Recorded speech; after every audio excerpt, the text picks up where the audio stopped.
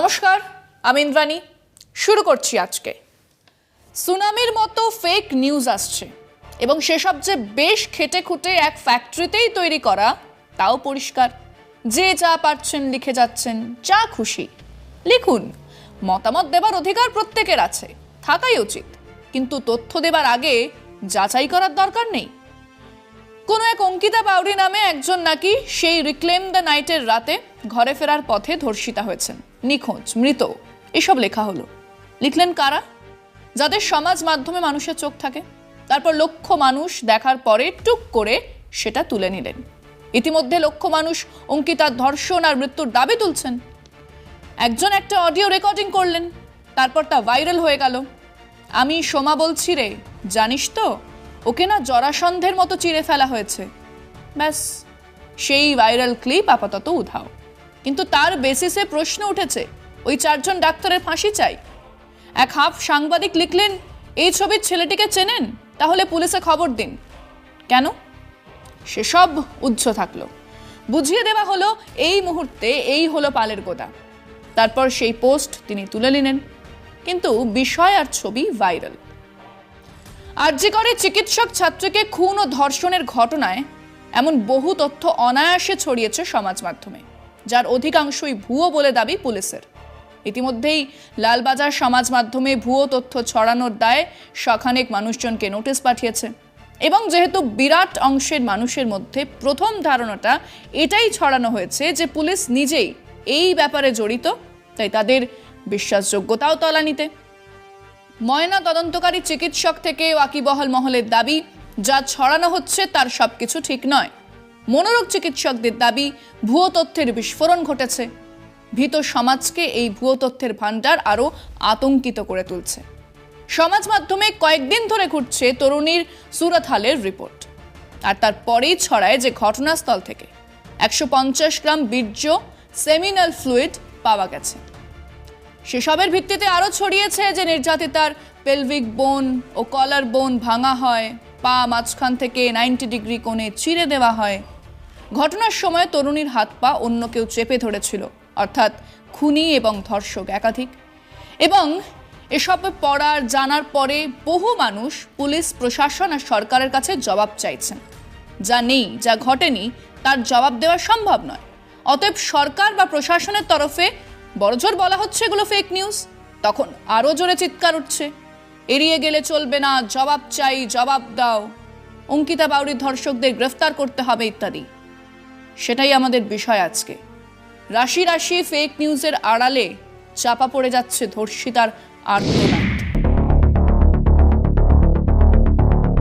সময় যত এগিয়েছে মানুষের মধ্যে বেড়েছে প্রতিযোগিতার লড়াই, নিজেকে জাহির করার লড়াই অন্ধ হয়ে গেছে মানুষ। হাতে থাকা মুঠোফোনে টুক করে ঘুরে এলেই মিলে যায় সারাদিনের খবরাখবর, তা সে ধর্ষণই হোক বা খুন বা কোনো নাবালিক শিশুর মুখ। নিমেষের মধ্যে সেগুলি সোশ্যাল মিডিয়ায় ছড়িয়ে দিতে পারলেই কাজ শেষ। এক মুহূর্ত তথ্য বা ঘটনাক্রম না যাচাই করেই রাশি রাশি শেয়ারেই তা পৌঁছে যাবে লক্ষাধিক মানুষের কাছে। ধর্ষিতার আর্তনাদ যেন চাপা পড়ে যায় শেয়ারের গতিতে। ফ্যাক্টরিতে তৈরি করা সেই ফেক নিউজকে হাতিয়ার করেই চলতে থাকে মিডিয়া ট্রায়ালও। তবে এটা বন্ধ হওয়া উচিত, নয়তো একসময় এই ফেক নিউজকে সামনে রেখেই অভিযুক্ত তৈরি করবে তার বয়ান। সমাজে বাড়বে আরও অপরাধ। এসব ফেক নিউজ কি ভুয়ো অ্যাকাউন্ট থেকে ছড়ানো হচ্ছে? তাও নয়। শুভেন্দু অধিকারী তার টুইটার হ্যান্ডেলে 5টা পয়েন্ট দিয়েছেন, যা তিনি নাকি জেনেছেন। সেগুলো কি? 1. মৃতার ভিসারা বদলে দেওয়া হয়েছে। 2. এই ঘটনাতে আরও কয়েকজন জড়িত ছিল। 3. রক্তের স্যাম্পল ইত্যাদি বিভিন্ন তথ্য যা কলকাতা পুলিশ সংগ্রহ করেছিলেন তা বদলে দেওয়া হয়েছে। 4. ওয়াশ বেসিন বদলে দেওয়া হয়েছে। 5. মৃতাকে অন্য কোথাও হত্যা করে ওই কনফারেন্স রুমে রাখা হয়েছিল। সাংঘাতিক ব্যাপার। রাজ্যের বিরোধী দলনেতা এসব জানেন। প্রমাণ, তথ্য না, সেসব দেবার দরকার তিনি মনে করেননি। এই রাজ্যের একজন বিধায়ক অগ্নিমিত্রা পাল, তিনি জোর গলাতেই বলছেন এই সঞ্জয় রায়কে ফাঁসানো হয়েছে, অর্থাৎ ছেলেটি নির্দোষ। কি বলছেন?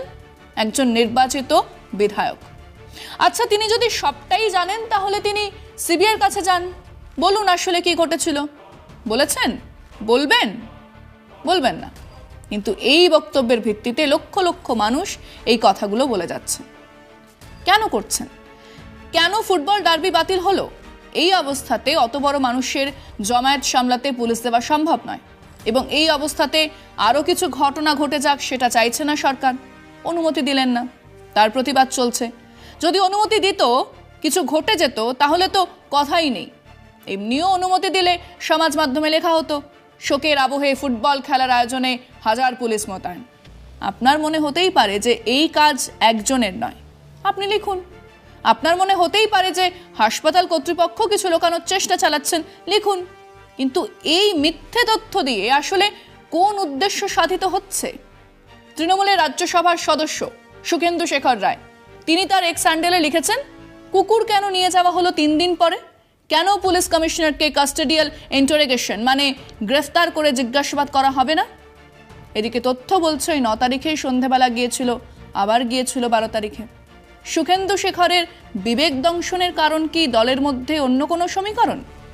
জানি না, কিন্তু মিথ্যে বলছেন এটা জানি। একদল করছেন যাদের এজেন্ডা আছে সেই আমার নানান রঙের দিনগুলো ফেরানোর, একদলের এজেন্ডা আছে ওই নানান রঙের দিনগুলো আনার, একদলের এজেন্ডা হলো এই নানান রঙের দিনগুলোকে বজায় রাখার। কিন্তু মধ্যিখানে তাদের এজেন্ডার তলায় চাপা পড়ছে আসল কথাগুলো। সেসব রাজনৈতিক এজেন্ডা ছকবাজির তলায় চাপা পড়ছে মূল অপরাধ। আমরা আমাদের দর্শকদের কাছে প্রশ্ন রেখেছিলাম, এক নৃশংস হত্যা ধর্ষণের বিচার চাইবার জন্য এত মিথ্যে কেন? কেন রাশি রাশি ফেক নিউজ ছড়ানো হচ্ছে? শুনুন মানুষজন কি বলছে। মুখ্যমন্ত্রী বলেছেন যে তদন্তে আমরা দেখছি, যদি না হয় সিবিআই তদন্ত করে, সিবিআই তদন্ত দায়িত্ব দিয়েছে। তারপরে এই রাশি এই যে ফেক নিউজগুলো করে এই যে মিথ্যে একটা প্রচার করে, এটার মানেটা কি? এটা কি করতে চাইছে? কিছু মানুষ এটার উপরে একটা রাজনীতি সৃষ্টি করতে চাইছে। কেন এটা হচ্ছে? এটা তার থেকেও যখন নৃশংস ঘটনা করছে তারা, যারা এই ফেক নিউজগুলোকে ছড়াচ্ছে। কি করে বুঝবো বলুন কোনটা ফেক আর কোনটা অরিজিনাল নিউজ? আমরা কিছুদিন আগে দেখেছি যে আমাদের যে পুলিশ ডিপার্টমেন্ট থেকেও বলছে যে এই অডিওটা মানে এই ধরনের অডিও চালানো হচ্ছে, এর মধ্যে কিছু কিছু ফেক। এবং এটাও বলেছে যে ফরেন্সিক টেস্ট না হওয়া অবধি কোনো নিউজ মানে কোনো এই অডিওগুলোকে কোথাও শেয়ার করতে না, বিশ্বাস করতে না। তো পুলিশ যে অডিওটা শোনাচ্ছে সেই অডিওটাকে ফরেন্সিক টেস্ট করা। প্রচুর ধরনের ফেক নিউজ ছড়ানো হচ্ছে। অযথা সবার কাছে হাত জোর করে অনুরোধ, এই ফেক নিউজে কান দেবেন না, আর এই ফেক নিউজগুলোকে বিশ্বাস করবেন না, আর নিজের থেকেও ছড়াবেন না। আমরা চাই সঠিক বিচার হোক, আর আপনারাও কোনো ফেক নিউজে পা দেবেন না। আসল ঘটনা, সত্যি ঘটনা জেনেই ফেসবুকে, সোশ্যাল মিডিয়ায় পোস্ট করুন, এবং যেখানেই বলবেন, যেটাই বলবেন জেনে শুনে বলবেন। আমরা সাধারণ মানুষেরা প্রশাসনের কাছে অনুরোধ করব, যারা এই সমস্ত ফেক নিউজ ছড়াচ্ছে, ফেক প্রপাগান্ডা ছড়াচ্ছে, তাদের বিরুদ্ধে অবশ্যই যেন ব্যবস্থা নেওয়া হয়। পশ্চিমবঙ্গের মাননীয় মুখ্যমন্ত্রী মমতা ব্যানার্জি এই ঘটনার তদন্তভার সিবিআই এর হাতে দিয়েছে। তৃণমূল কংগ্রেসের সাধারণ সম্পাদক, সর্বভারতীয় সাধারণ সম্পাদক শ্রী অভিষেক ব্যানার্জি, তিনি জনসমক্ষে মিডিয়ার সামনে বলেছে, এরকম ঘটনা, নৃশংস ঘটনা যারা ঘটায় তাদেরকে ইনকাউন্টার করে দেওয়া দরকার। এটা কে বলছে কি ফেক নিউজ চলছে? আপনি আমাকে জিজ্ঞেস করুন। পুলিশের তরফ থেকে বলা হচ্ছে। দেখুন, পুলিশ, রাজ্য সরকার এই আন্দোলনটাকে ধামা চাপা দেওয়ার একটা চেষ্টা করছে, এবং এই চেষ্টা যেই ফেসবুকে লিখছে, যেই করছে, তাকে কিন্তু ফেক নিউজ বলে একটা নোটিশ ধরিয়ে দেওয়া হচ্ছে, এবং এই আন্দোলনকারীদেরকে বিজেপি এজেন্ট এবং বিরোধী দল এজেন্ট বলে পুলিশ সামনে রাখছে। যেটা ফেক নিউজ ছড়াচ্ছে এটা খুবই খারাপ। আমরা এটার জন্য প্রচুর লজ্জিত। আমরা এলাকাবাসী সবাই এটা নিয়ে প্রোটেস্ট করেছি, এবং সবাইকে আপনাদের মিডিয়ার মাধ্যমে জানাতে চাইছি, আপনারা এই ফেক নিউজ ছড়াবেন না। সবার কাছে এটা আমাদের বিনীত অনুরোধ পাড়া থেকে, যে অন্তত ফেক নিউজ ছড়াবেন না। কারণ পুরো যে যতটাই হচ্ছে সেটাই এখনো মানে আইনের আওতায় আছে, পুলিশ যা করা দেখছে সবকিছু। ফেক নিউজ ছড়াবেন না। তার থেকেও বড় কথা হচ্ছে, ওই দিদির ছবি কেউ দয়া করে পোস্ট করবেন, এবং তার বাড়িরও অনেকে দেখছি বাবা মায়ের ভিডিও এদিকে ফুটেজ দিচ্ছেন। তাদেরও কিন্তু মানে সমাজে চলতে হবে, তাদেরও কিন্তু অনেক কিছু ফেস করতে হবে। হয়তো আজকে আপনারা দেখছেন 2 দিন 3 দিন পর সবকিছু এসে হয়ে যাবে, কিন্তু তাদের বেরোতে হবে, সমাজে বেরোতে হবে, চলতে হবে। সবার কাছে অনুরোধ, অন্তত এইগুলো করবেন না। যারা মিথ্যে এবং বিভ্রান্তকর তথ্য পরিবেশন করছে, এইটা সেই মানুষের অসচেতনতার দরুনই এরকম আমরা পোস্ট দেখতে পাচ্ছি। কিছু মানুষ, ফেক মানুষ আছে, যারা উল্টোপাল্টা গুজব ছড়িয়ে জনগণের আন্দোলনটাকে অন্যদিকে নিয়ে চেষ্টা করছে। সেটা যেন না হয়। মানুষ ঠিক আছে, প্রশাসনকেও বলছি তাদেরকে খেয়াল রাখার জন্য। রাজনৈতিক অভিসন্ধি প্রত্যেকটা, যদি আপনারা ফেক নিউজগুলো দেখবেন সম্পূর্ণ প্রত্যেকটা ঘটনার পেছনে রাজনৈতিক অভিসন্ধি রয়েছে। আমি এর তীব্র প্রতিবাদ জানাচ্ছি। সকলকে অনুরোধ করব, ফেক নিউজের ফাঁদে পা দেবেন না। খোলা জলে মাছ ধরার জন্য কিছু মানুষ আছে যারা সাম্প্রদায়িক শক্তি, যারা বিভেদকামী শক্তি, তারা চাইছে যে খোলা জলে মাছ ধরতে, এবং তারা চাইছে যেভাবে হোক মানুষের এই আন্দোলনটাকে অন্যদিকে সরিয়ে দেওয়ার জন্য। তারা ফেক নিউজ ছড়িয়ে, গুজব ছড়িয়ে এই ঘটনার মূল জায়গা থেকে মানুষকে সরিয়ে নিয়ে যেতে চাইছে। নিউজগুলো ছড়ানো হচ্ছে, এগুলো ছড়াচ্ছে সুপরিকল্পিতভাবে, পুলিশ নিজেই ছড়াচ্ছে। তার কারণ আপনারা জানেন, হঠাৎ কালকে দেখলাম বিধাননগর পুলিশের একজন ডিসি তিনি একটা কণ্ঠস্বর শোনালেন, এই যে হচ্ছে নাকি খেলার মাঠে কে বলছে তাদের নাকি অস্ত্র নিয়ে আসবে, নিয়ে আসবে ইত্যাদি ইত্যাদি। তো এইটা ছড়িয়ে এই নিউজ যদি প্রশাসনের কাছে আসে, সাথে সাথে তাকে অ্যারেস্ট করুন। যেই নিউজ ছড়িয়েছে বা যে ফোন করেছে, যাকে করেছে, তাদেরকে সাথে সাথে হচ্ছে অ্যারেস্ট করতে হবে। কারণ এই টেকনোলজি তো এখন পুলিশের হাতে আছে, এর জন্য তার হচ্ছে রকেট সায়েন্স জানার কোনো দরকার নেই।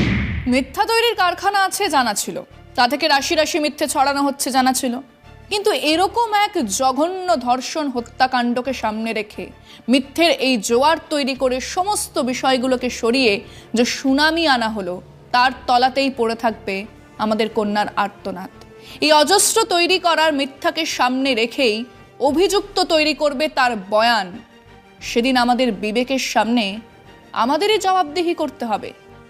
মাথায় রাখুন, তৈরি থাকুন। আজকে এ পর্যন্তই।